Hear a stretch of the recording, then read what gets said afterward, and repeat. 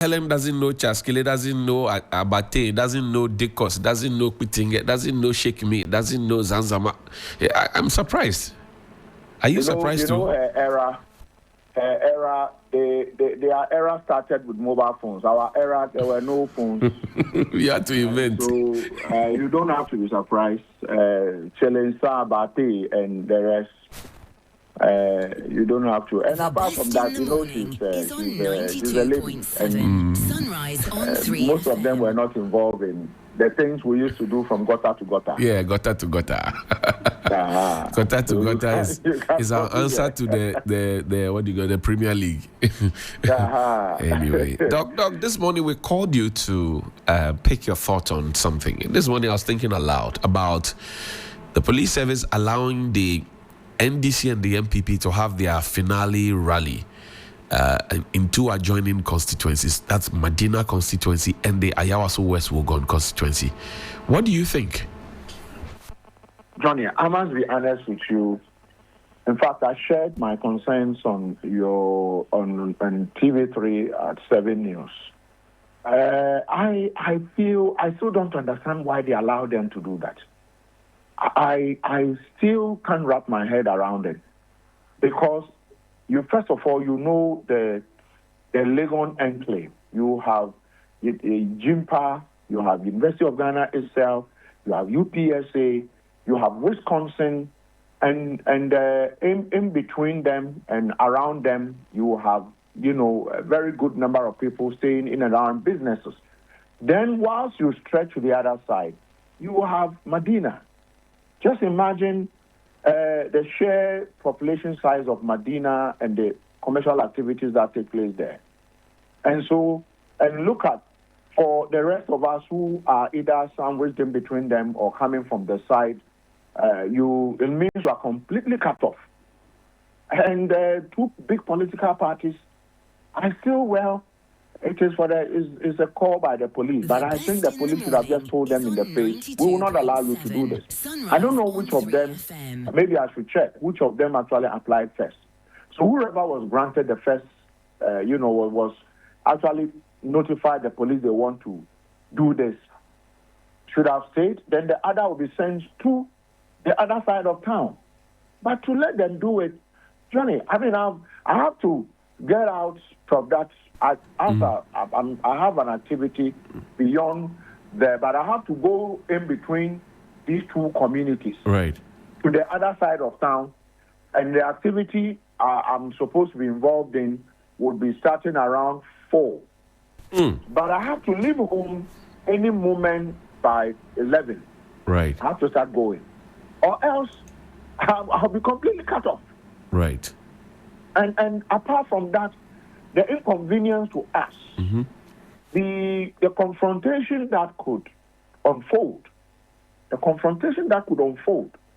I pray that they will, dance around themselves and hoist their flags and, and all those things and sing and make it joyous than what we see in some situations where it becomes very confrontational. I just think that the police should have, but it is, I want to believe Dr. George Kufudampare right. Knows what he's doing. But for me, I tell you what, I still don't understand why this thing was allowed. I don't get it. They issued a release, but I still don't understand it, because too much for us to take. Too much. In this economy. Right. In this economy, too much for us to take, Johnny. Too much. Now, the political parties are also poised. I mean, their leaders have signed on to a peace pact as recent as last week. But will that mean anything to the supporters? You are hoping that they will be dancing around and, waving their flags and that's it. But the stakes are high, and people are looking forward to winning the election, that they're breaking the 8, making the 8, stopping the 8, or whatever they want to do with the 8. Do you get a sense that this peace pact that was signed would trickle down? Call 10 NDC people, call 10 MPP supporters, and ask them whether they know the content of the peace pacts. Ask 10 here. I bet you they will only tell you that they know it is about peace. But if you ask them, do you know even the signatories, they might mention the two flag bearers, the two main flag bearers. Right. Maybe, Dr. Mahmoud Bawumia and John Dramani Mahama, the two of them. Right. If you go down, call them, go to Medina, go to Legon, call them and ask them whether they know those who they have no idea. So I keep saying that, you see, it is voluntary. Right. These pacts have never resulted in any, because it is voluntary. I'll come and sign it, and yet my followers will do the unthinkable. And so as far as I'm concerned, the onus is on the leaders of these political parties, especially the party in government. The onus is on the party in government to get it right. I mean, to get it right, because the kind of stories we are hearing, unfortunate things that are happening. As we speak to you, Jubilee House has been packed with a whole company. When you say a company in the military, right, you know what it means. I know what it means. From a squad to a company, that's quite a number. That's a huge number. Bigger than a platoon, a company. Right. You're talking about more than 150. Why? And someone is the USA trying to bomb Jubilee House. How do you sign a peace pact and you transfer almost every soldier who is supposed to be at Jubilee House, transfer everybody and pack the place with soldiers? What are we? Is this some terrorists are trying to? So you see, you don't sign a peace pact and you do these things, because when you sign a peace pact and you do these things, then those of us security watchers who work with intelligence, who get intelligence 24/7. What are you thinking? But these, the company of soldiers, I mean, you're talking about, a part of a battalion, about 100 to 150, maybe 200 soldiers. What are they doing at the Jubilee House? John, it's a question I'm asking. It's a question I am asking. And I have the full list. I have the full list of people who are there, soldiers, senior officers in addition.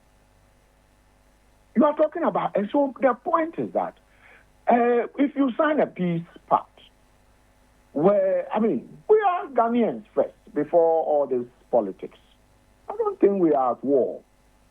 Why would we do this? And as we speak, you called me because of Medina, right, and Legon. That's right. But as we speak, a large segment of soldiers in this country have spoken to me, telling me they have been disenfranchised. That's correct. I spoke about this morning. They've been disenfranchised. So, you see, you don't sign a peace pact. And everything you are doing, everything to the contrary. Everything you do is to the contrary. Johnny, you don't sign a peace pact. And those who are supposed to help you implement the peace pact, a segment of that community have been disenfranchised. You think if I am a soldier this morning, I have my vote. I pray that my vote will be intact. I will check. This Monday, I think they have a way of checking. I'll check and make sure I'm going to vote. Right. And the truth is that if you, Johnny, you were a senior, maybe a lieutenant, or you were, a colonel, you are a full colonel. You are a full colonel today or beyond that. And they disenfranchise you, what would you think? You not be happy. And you can't talk. You can't talk. For 1 year, military officers are not receiving pay slips. If you have military officers, let them open they won't call you into here. That's correct. No, I know what you're talking about. And then the recent 750 CDs that was pushed to them and all of that. Yes. We've been nosing around too. Look at it. I'm happy you have your ears, your intel is strong. So it's not me doing anything that is untoward. Right. And my point is that we all have relations in the armed forces. We have them everywhere. As they go to Jubilee House, you have them from Airborne, you have them from all the units. I'm saying a company, a whole company is in Jubilee House this morning. And they are there. What are they doing? I see. Is someone planning to attack Jubilee House? I don't think so. I don't think so. We need the soldiers what? So when you see what is going on in Medina and the political parties are adamant, you can see, like I'm saying, the honor. I would have wished this morning that the president he doesn't need to enforce, he doesn't need to force the IGP, right? But to ask through his national security to say that, you know what, my party has also suggested we want to have a rally around Legon. Right. For the sake of peace, I'm the president. I don't know what could happen. The officers could be overwhelmed.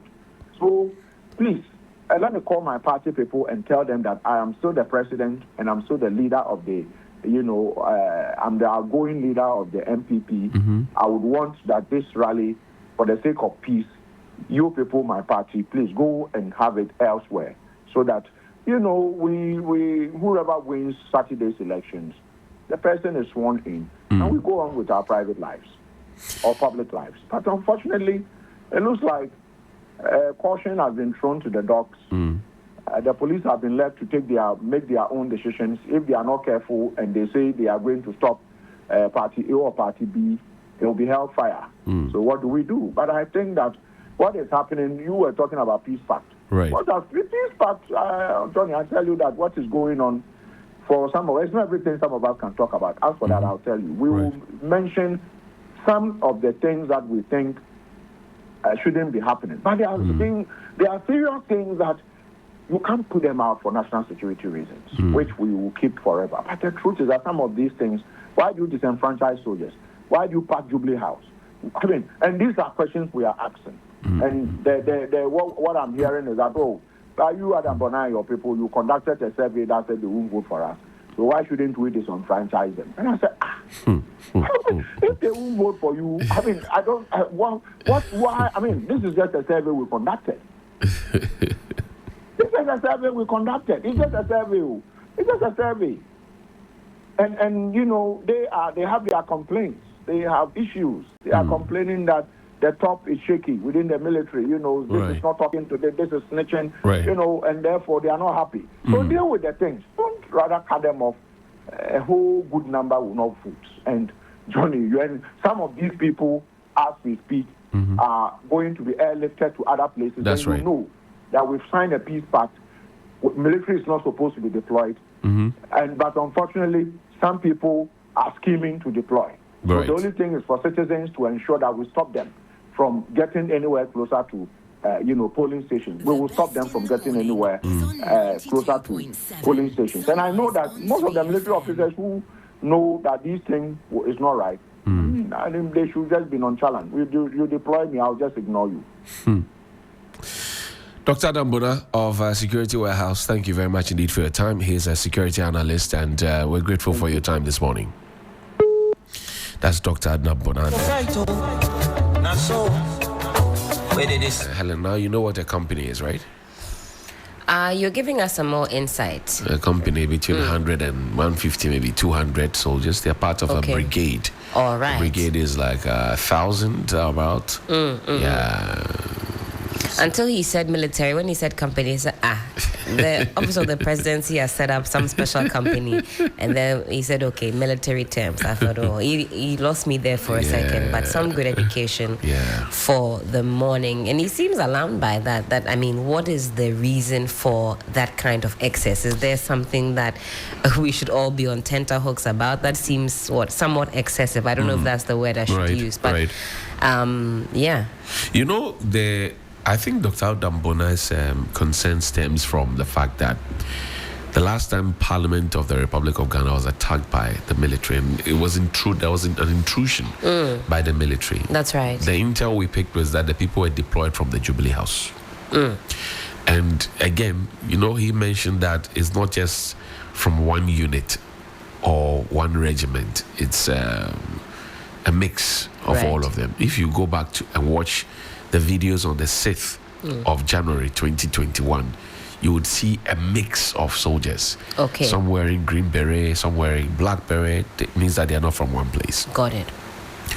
So I'm sure he's worried about it because of what has happened before, and nobody has been brought to book, mind you, in that intrusion of Parliament. What are the implications of having different shall I say, regiments coming together for that one particular exercise? Does that connote that there's confusion, or why is that? Why should There's that no confusion. I mean, it's the military had their own ways of doing things. At any point, they can deploy who. But it always, if you're doing something internally, it's always send one team, so we know these are from 5BN. Fifth Battalion or Infantry or 1BN. Then you can trace it. But it becomes difficult, and the colonel who led them into the chamber himself. I mean, some have claim they have spoken to him and says, "Look, this is beyond me," etc. It's a worry, because the military give us a complete statement and assurance that they are not going to be involved in the election. Correct. We have seen the Election Security Task Force meeting, and then we have seen some soldiers there. In fact, in the Ashanti region also, we saw a soldier, a brigadier general, addressing the press with policemen flanking him. Sorry, on the left and on the right hand side. And I was thinking, okay, this is the work of the police. Why is the soldier the one addressing the press? Is this the soldier who said he would like to go, and if you misbehave, he's going to beat? Yeah. He's going to beat people and all of that. Why? So, Charlie, let's take a break. Let's take a break. Mind moon card. I hear we be sad.